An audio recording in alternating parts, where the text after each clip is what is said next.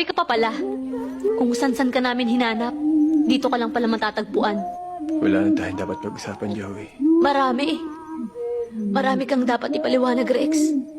Iniwan mo ko sa ere. Iniwan ako ng boyfriend ko nag-aagaw buhay sa ospital. Pagkatapos ng aksidente, naiwan niya ako nagtatanong kung talaga bang mahal niya ako dahil ng taong nagmamahal. Hindi iiwan ang taong mahal niya. Lalo na sa bingit ng kamatayan. Ayaw mo na pabigat, di ba? Dahil ni minsan sa buhay mo hindi ka naging pabigat. Kung mananatili pa ako sa inyo, magiging pasanin lang ako sa buhay niyo. Talagang ikakasira ka lang ng buhay ko. Ayoko nang isipin ka. Ayoko nang mahalin ka. Sa iba mo na lang ibigay ang pagmamahal mo.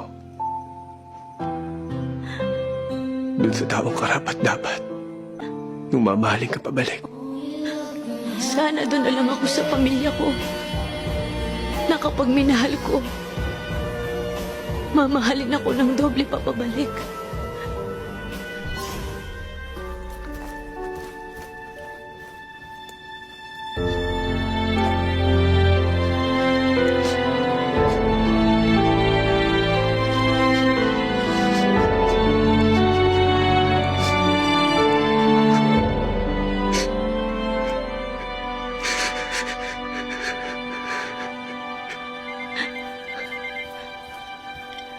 Hello?